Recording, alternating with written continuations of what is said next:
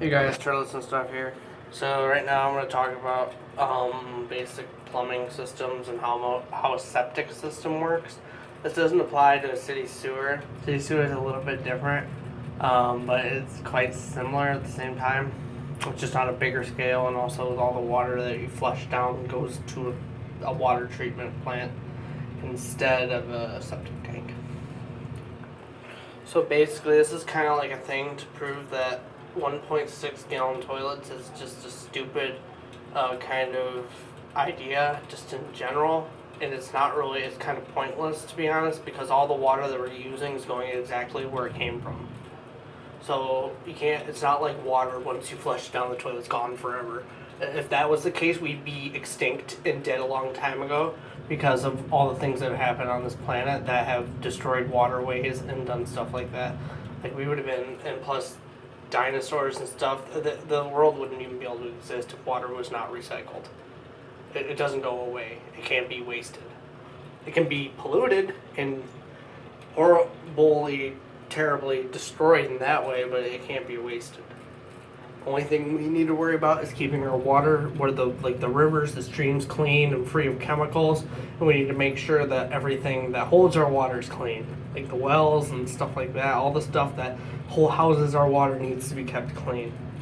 And also, there's this point that a lot of people make that because we're using 3.5 gallon toilets, that all the wetlands are going away. No, it's because we're building fucking housing and subdivisions on it, and also because of global warming, which I know a lot of people don't believe in that, but it is a thing. That's probably why we're having a drought in California. That's probably why we're having problems with water, because the water evaporates. And because it's hot all the time, it doesn't condensate and rain back down, so it gets super dry in those areas where it's hotter. Anyway, here's a basic plumbing system. This is the vent, goes up to the roof, and then this is where the washing machine would have gone. This is all code.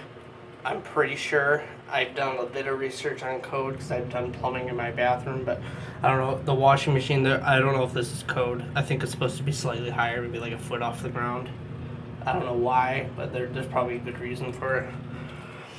This is a 3-inch pipe going up to a half-inch vent, which is, no, not half-inch, 2-inch vent, which is standard, and then it goes up to the roof. And it interconnects into a big branch of vents that go interchange with each other and travel down to different areas of the house to supply air to the plumbing system to prevent other traps in the house from siphoning out when you flush a toilet or you do something. It has to be air supplied to the trap. So that way, when you flush the toilet, it won't pull the air from the trap next to it to equalize the pressure in the sewer system. That's why toilets siphon out, because basically there's no vent on the long leg in the toilet trap. It's designed to do that in America and UK. It's not designed to do that. And basically how it works is water starts here, flush it, goes down here, it goes in this tank. All the waste and stuff settles at the bottom. There's a bacteria count in this tank, and the bacteria breaks down the organics and stuff into a different material and also kind of cleans up the water at the same time.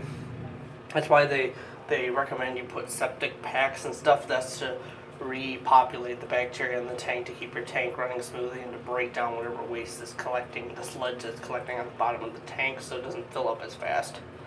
Then the sludge builds here and it goes over to the water will go in here and up this tube. This barrier kind of keeps the water, the shit from getting in the water, like the sludge from getting over where the tube goes out to the thing, from blocking up your septic field.